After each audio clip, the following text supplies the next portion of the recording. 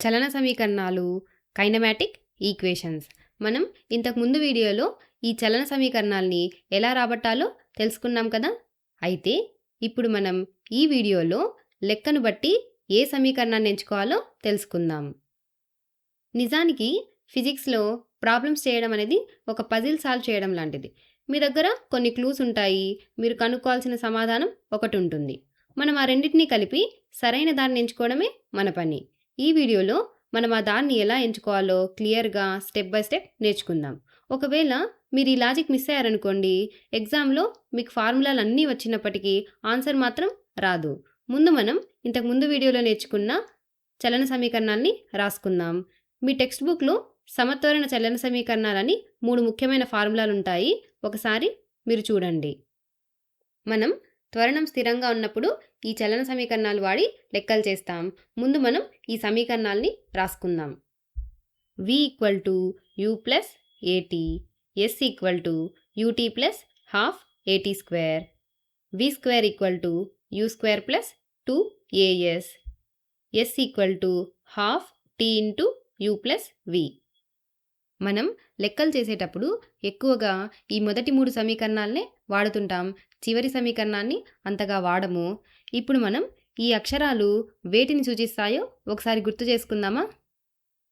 u అంటే తొలి వేగం, ఇనీషియల్ వెలాసిటీ, అంటే వస్తువు ప్రయాణం మొదలైనప్పుడు ఉండే వేగం. v అంటే తుది వేగం, ఫైనల్ వెలాసిటీ, కొంత సమయం తర్వాత వస్తువుకుండే వేగం.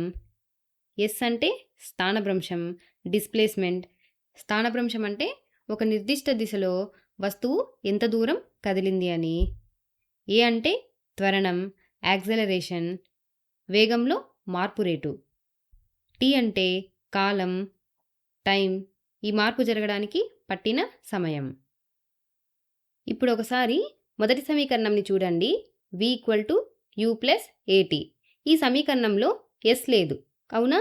అయితే మీకు ప్రాబ్లమ్స్లో దూరం లేదా స్థానభ్రంశం గురించి సమాచారం ఇవ్వకపోయినా, లేకుంటే s విలువ అడగకపోయినా మీరు ఈ సమీకరణాన్ని ఉపయోగించి లెక్క చేసేయచ్చు. రెండవ సమీకరణం చూడండి.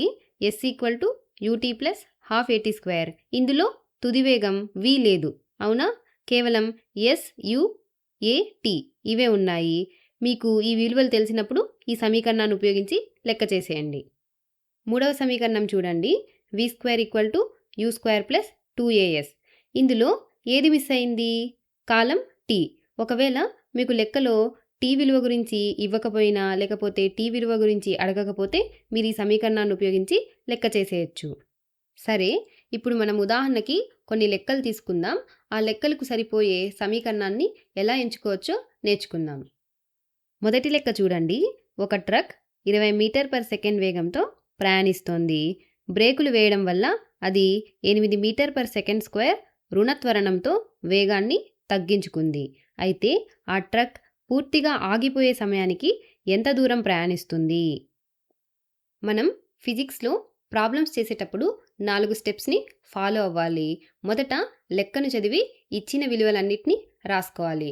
ఆ తరువాత మనల్ని ఏ విలువని కనుక్కోమన్నారో అది కూడా రాసుకోవాలి. తరువాత మనకు తెలిసిన సూత్రాన్ని రాసుకొని చివరి స్టెప్లో ఆ సూత్రంలో విలువల్ని ప్రతిక్షేపించి లెక్కను చేయాలి. ఇప్పుడు మనం మొదటి స్టెప్గా ఇచ్చిన విలువల్ని రాసుకుందాం. ట్రక్ యొక్క తొలి వేగం u = 20 మీటర్/సెకండ్. ట్రక్ యొక్క త్వరణం a = -8 మీటర్/సెకండ్². ఇక్కడ మీరు ఈ విషయాన్ని గుర్తుపెట్టుకోవాలి. మైనస్ అని రాశాను ఎందుకు? లెక్కలో రుణత్వరణం అన్నారు కదా. త్వరణం రుణాత్మకంగా ఉంటుంది, ధనాత్మకంగా ఉంటుంది. వేగం పెరిగినప్పుడు త్వరణం ధనాత్మకంగా ఉంటుంది. ఇక్కడ ట్రక్ వేగాన్ని తగ్గించుకోయింది కాబట్టి మనం నెగిటివ్ సైన్ని రాసాము. ఇంకా మనకు ఏ విలువ తెలుసు? ట్రక్ ఆగిపోయింది అంటే ట్రక్ యొక్క తుది వేగం 0, v = 0. కానీ మనల్ని ఏం కనుక్కోమన్నారు? ట్రక్ పూర్తిగా ఆగిపోయే సమయానికి ఎంత దూరం ప్రయాణిస్తోంది అన్నారు. అంటే మనం కనుక్కోవాల్సింది s విలువని. ఇప్పుడు మనం మూడవ స్టెప్గా సమీకరణాలని రాసుకుందాం.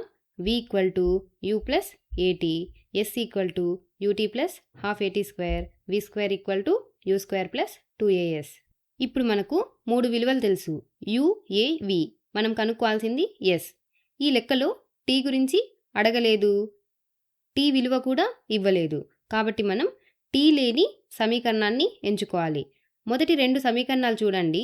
రెండిట్లో టీ ఉంది. కాబట్టి మనం ఈ 2 సమీకరణాల్ని తీసుకోకూడదు. మూడవ సమీకరణం v² = u² + 2as. ఇందులో టీ లేదు. మనకు యు, ఏ, వి ఈ 3 విలువలు తెలుసు. ఈ సమీకరణాన్ని ఉపయోగించి మనం ఎస్ విలువని కనుక్కోవచ్చు. ఈ v² = u² + 2as ఉపయోగించి మనం లెక్క చేస్తే ఎస్ విలువ 25 మీటర్లు వస్తుంది. సరే, ఇప్పుడు మనం ఇంకో లెక్కను చూద్దాం. ఒక కుందేలు నిశ్చల స్థితి నుండి బయలుదేరి 5 మీటర్/సెకండ్² త్వరణంతో 250 మీటర్ల దూరం ప్రయాణించింది. అయితే ఆ దూరాన్ని కవర్ చేయడానికి కుందేలుకి ఎంత సమయం పట్టింది? సరే, ఇప్పుడు మనం మొదటి స్టెప్గా ఇచ్చిన విలువల్ని రాసుకుందాం. కుందేలు నిశ్చల స్థితి నుండి బయలుదేరింది అంటే దాని తొలి వేగం u = 0, త్వరణం a = 5 మీటర్/సెకండ్². అది ఎంత దూరం ప్రయాణించింది? 250 మీటర్లు. అంటే స్థానభ్రంశం s = 250 మీటర్లు. మనం ఏం కనుక్కోవాలి? ఆ దూరాన్ని కవర్ చేయడానికి కుందేలుకి ఎంత సమయం పట్టింది అన్నారు. అంటే మనం టీ విలువని కనుక్కోవాలి. ఈ లెక్కలో తుది వేగం v గురించి ఎటువంటి సమాచారం లేదు. సరే, ఇప్పుడు మనం చలన సమీకరణాలు రాసుకుందాం. v = u + at, s = ut + ½ at², v² = u² + 2as. ఇప్పుడు మనం ఇచ్చిన విలువల్ని రాసుకున్నాము. ఏ విలువను కనుక్కోవాలో కూడా రాసుకున్నాము. ఈ లెక్కలో v గురించి ప్రస్తావన లేదు. కాబట్టి మనం ఇప్పుడు v లేని సమీకరణాన్ని ఎంచుకుంటే సరిపోతుంది కదా. చూడండి, మొదటి మరియు మూడవ సమీకరణంలో v విలువ ఉంది. కాబట్టి మనం ఈ 2 సమీకరణాలని ఉపయోగించకూడదు. రెండవ సమీకరణం s = ut + ½ at². ఇప్పుడు మనం ఈ సమీకరణాన్ని ఉపయోగించి టీ విలువని కనుక్కోవచ్చు. ఈ సమీకరణాన్ని ఉపయోగించి మనం లెక్క చేస్తే టీ విలువ 10 సెకండ్లు వస్తుంది. చూసారా, మనం స్టెప్ బై స్టెప్ ఫాలో అయితే ఏ సమీకరణాన్ని ఎంచుకోవాలో చాలా సులభంగా తెలిసిపోతుంది. సరే, ఇప్పుడు మనం ఇంకో లెక్కను చేద్దాం. ఒక కారు ట్రాఫిక్ సిగ్నల్ దగ్గర ఆగి ఉంది. గ్రీన్ లైట్ పడగానే అది బయలుదేరి 5 సెకండ్లలో 20 మీటర్/సెకండ్ వేగాన్ని అందుకుంది. అయితే ఆ కారు యొక్క త్వరణం యాక్సెలరేషన్ ఎంత? సరే, ఇప్పుడు మనం ఇచ్చిన లెక్కని చిత్రం ద్వారా ఊహించుకుందాం. చూడండి, ఈ కారు ట్రాఫిక్ సిగ్నల్ దగ్గర ఆగి ఉంది అనుకుందాం. గ్రీన్ లైట్ పడగానే అది బయలుదేరి కాస్త ముందుకు వెళ్ళింది. 5 సెకండ్లలో 20 మీటర్/సెకండ్ వేగాన్ని అందుకోయింది అనుకుందాం. ఇప్పుడు మనం ఇచ్చిన విలువల్ని రాసుకుందాం. కారు యొక్క తొలి వేగం u = 0, కాలం t విలువ 5 సెకండ్లు, v 20 మీటర్/సెకండ్. మనం కనుక్కోవాల్సింది త్వరణం a విలువని మనం ఇప్పుడు కనుక్కోవాలి. సరే, మనం చలన సమీకరణాన్ని గుర్తు చేసుకుందాం. v = u + at, s = ut + ½ at², v² = u² + 2as. ఇప్పుడు మనకు u, t, v ఈ 3 విలువలు తెలుసు. ఏ విలువని కనుక్కోవాలి. ఇప్పుడు మీరు ఈ 3 సమీకరణాలను చూస్తే మూడింటిలోనూ ఏ ఉంది. అయితే ఇప్పుడు మనం ఏ సమీకరణాన్ని ఎంచుకోవాలి? మనకిచ్చిన లెక్కలో ఎస్ గురించి ప్రస్తావన లేదు. ఎస్ విలువ ఇవ్వలేదు. దాని గురించి ఎటువంటి సమాచారం లేదు. కాబట్టి మనం ఈ సమీకరణాల్లో ఎస్ లేని సమీకరణాన్ని ఎంచుకుంటే సరిపోతుంది. చూడండి, రెండవ మరియు మూడవ సమీకరణంలో ఎస్ ఉంది. కాబట్టి మనం ఈ 2 సమీకరణాలు వదిలేసి మొదటి సమీకరణం v = u + at. ఇందులో మనం కనుక్కోవాల్సింది ఏ విలువ. మనకు తెలిసిన విలువలు ఏవేవి? u తెలుసు, t తెలుసు, v తెలుసు. కాబట్టి మనం v = u + at సమీకరణాన్ని ఉపయోగించి ఈ లెక్కను చేద్దాం.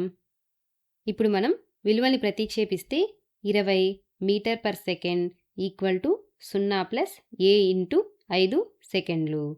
a = 20 మీటర్/సెకండ్ / 5 సెకండ్లు. ఇప్పుడు మనం 20ని 5తో భాగిస్తే 5 1ల 5 4ల a = 4 మీటర్/సెకండ్². చూసారా, మనం ఎంత సులభంగా ఈ లెక్కను చేసేసాం.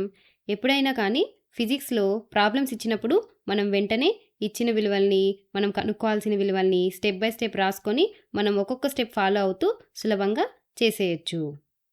అయితే ఈ వీడియోలో మనం ఏ విషయాలు నేర్చుకున్నాం? ఇచ్చిన లెక్కను బట్టి ఏ చలన సమీకరణాన్ని ఎంచుకోవాలో నేర్చుకున్నాం.